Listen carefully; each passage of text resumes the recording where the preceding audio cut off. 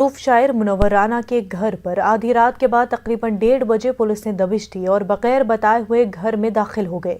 Police की अचानक छापेमारी से घर के खवातीन परेशान हो गई। पुलिस एहलकारों के साथ खवातीन का कांस्टेबल नहीं थी। मुनव्वर राना की बेटी और नवासी के साथ बदकलामी की गई और उनके मोबाइल छीन लिए गए।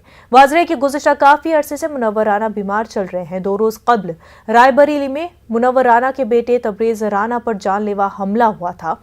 इस फायरिंग में तबरेज़ राना बाल बाल बचे थे।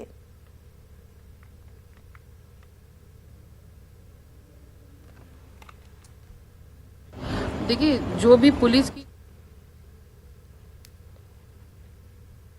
मशहूर शायर मुनव्वर राना के घर पर देर रात दबिश दी थी पुलिस ने। बताया जा रहा है रायबरेली पुलिस थी और उस पुलिस ने बदसलूकी की है। बगैर वारंट, बगैर इजाज़त घर के अंदर दाखिल हुए। क्या था पूरा मामला, बात करने के लिए मुनव्वर राना की सुपुत्री सुमैया राना हमारे साथ है।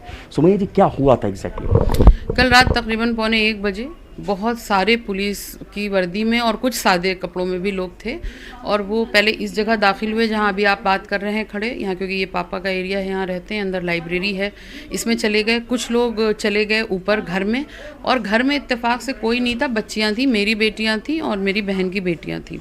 इसके बाद जब उन बच्चियों ने अपोज़ किया कि आप घर में ऐसे कैसे चले, क्योंकि जाहिर सी बात है वो बच्चियाँ हैं और कोई हम लोग क्रिमिनल या हिस्ट्री शीटर तो है नहीं कि ये सब कभी देखा होगा। तो जब ये आने लगे तो एक बच्ची, उसमें भांजी मेरी वीडियो बना रही थी कि आप इस तरह नहीं कर सकते।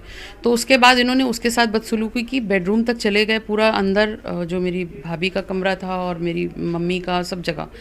उसके बाद जब लेडी कांस्टेबल की बात पूछी गई तो इन्होंने शायद हुसैनगंज थाने से एक लेडी कांस्टेबल बुलाई थी। She was just a dummy, वो एक साइड में खड़ी हुई थी। और उसके बाद इन्होंने पूरे घर में जा कर के, मेरे घर के मेन डोर से लेके और अंदर तक CCTV कैमराज लगे हुए हैं, ये सब कुछ प्रूवन है, प्रूव हो जाएगा। तो मैं यही बोल रही हूँ कि मुझे इस बात का ऑब्जेक्शन है। पुलिस आई, ठीक है, आप आते, आप किसी आतंकवादी, चोर, उचक्के या आप किसी हिस्ट्री शीटर के घर नहीं आए थे। आप एक सम्मानित व्यक्ति, एक सम्मानित शायर के घर आए थे, वो भी अंतर्राष्ट्रीय विख्याति जिनकी है, जो विख्यात हैं अपनी शायरी के हवाले से, जिन्होंने पूरी दुनिया में अपने मुल्क का, अपनी शायरी, अपनी कलम के हवाले से नाम रोशन किया था। आप वहाँ आए भी थे और आपके काम में अगर हम बाधा डालते तब तो आप ये काम कर सकते थे, लेकिन आपने आते ही ये कौन सी बात की थी? ये तो बहुत अनलॉफुल एक्ट है पुलिस का। और ये बात सवालिया निशान बहुत बड़ा छोड़ के गए हैं कि अगर ये हमारे साथ ऐसा कर सकती है पुलिस, तो यूपी के और लोग किस तरीके से इनके साए में जिंदा होंगे, ये बहुत बड़ा सवाल है। क्या पुलिस से आपने पूछा कि वो किस मुतल्लिक आए हैं? कोई बिल्कुल नहीं, वो बात नहीं कर रहे थे, मुस्तकिल बदतमीज़ी कर रहे थे। और उसके बाद मैंने एक को से बात की, एक कोई वो सादे कपड़ों में थे, पता नहीं। पहले देखिए, सबसे पहला सवाल तो ये है कि जब मेरे घर में रात में 1 बजे दाखिल होने वाले लोग जो कुछ वर्दी और बिना वर्दी के थे, मैं पहले ये कैसे मान लूँ कि वो पुलिस के लोग थे? वो वर्दी में गुंडे थे या गुंडों की शक्ल में पुलिस थी, पहले तो ये तय होना बाकी है। क्योंकि जिस तरीके से जो उनका मॉडस ऑपरेंडी था, वो जिस तरह घर में दाखिल हुए थे, मुझे नहीं लगता कि पुलिस महकमा इसकी इजाज़त देता होगा। और अगर ये कर रहे हैं तो ये सरासर गुंडे ही कर रहे हैं। तो ये थी सुमैया राना जो बता रही हैं कि कहाँ की पुलिस थी, कौन थे, इनको बताया भी नहीं गया कि वो घर के अंदर क्यों दाखिल हुए। लेकिन मांगने पर भी उन्होंने, कहने पर भी वारंट नहीं दिखाया। कैमरामैन गोपी गिरी के साथ ऋषभ मणि त्रिपाठी, न्यूज़ 18 लखनऊ। कल क्या पुलिस आपके पास आई थी, आपके घर में दाखिल हुई थी? नहीं मालूम कि वो पुलिस थे कि बदमाश थे। 2-3 वर्दी पहने हुए थे। वर्दी बाजार में बिकती हैं, नकली लोग वर्दी पहन के घूमते हैं। 40-50 लोग बगैर वर्दी के थे। मुझे नहीं मालूम कि पुलिस गुंडे लेकर के चलती है, गुंडे किराए पर रखने लगी है, तो मुझे कुछ मालूम ही नहीं। मैं पूछता रहा उन लोगों से, आप बता। मैं अपना शायर होने का नाते, हुजूर, जनाब, श्रीमान, तशरीफ़ लाइए, बैठिए, बताइए क्या बात है। 1 बजे रात में मैं यहाँ बीमार ऊँट की तरह मैं मर रहा था। मैंने दवा भी, दिन भर यही सब टेंशनबाजी चलती ही रही कि 1 बजे रात में आया और दरवाज़ा बड़बड़ाया। मैं तो इस काबिल भी नहीं हूँ कि मैं जो जा करके दरवाज़ा खोल सकूँ। एक मुलाजिम है मेरा जो मुझे पकड़ के बाथरूम या कहीं भी ले जाता है। दरवाज़ा खोला गया, 2-3 लोग आए, मैंने उनसे पूछा भी। मैंने कहा, बताइए क्या बात है बेटी, क्या कोई परेशानी? तो कुछ बोलने की ना उन्होंने आखिर तक वो मेरे पास आए नहीं। मैं उनसे ये कहता रहा, मैंने कहा कि देखिए, अगर कोई ऐसा आप अपने स्टार बढ़वाना चाहते हैं तो आप मुझे ले चलिए, पकड़ लीजिए। साहब ये तो गुंडागर्दी है, इसमें फिर आप मुझे ले चलिए, किसी झाड़ी में मार के फेंक दीजिए। और आप नहीं मारेंगे, आज मैं चिट्ठी लिखूंगा मैं अभी कि मैं सुसाइड कर लूँगा। मैं ऐसी ज़िंदगी नहीं जीना चाहता हूँ। मेरा कोई जो 70 बरस का जो कैरियर है वो कोई मुजरिम का नहीं है।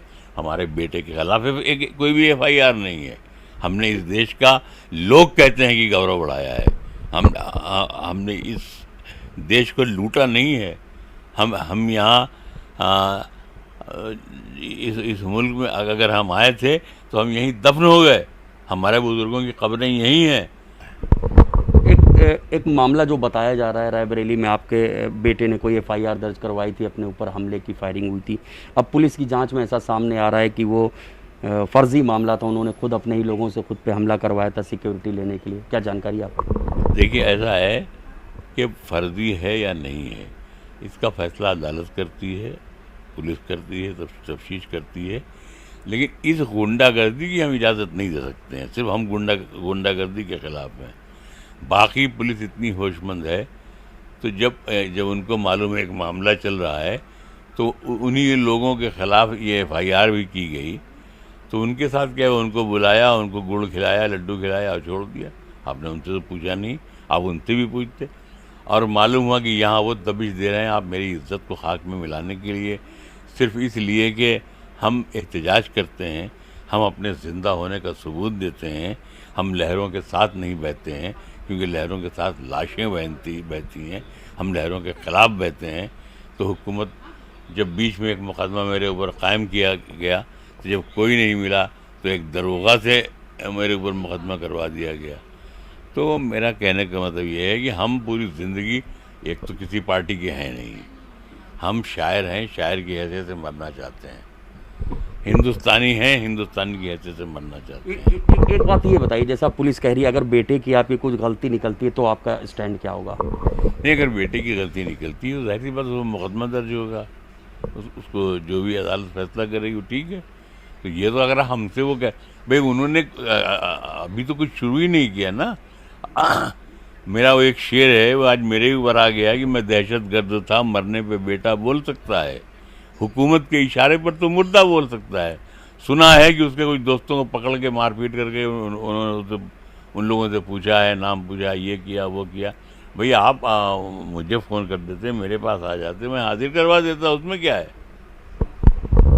ये थे मशहूर शायर मुनव्वर राना, जिन्होंने एक बात साफ की है कि अगर मेरे बेटे की कहीं कोई गलती भी है तो जो विधिक प्रक्रिया है उसके तहत उस पर भी कार्रवाई होनी चाहिए।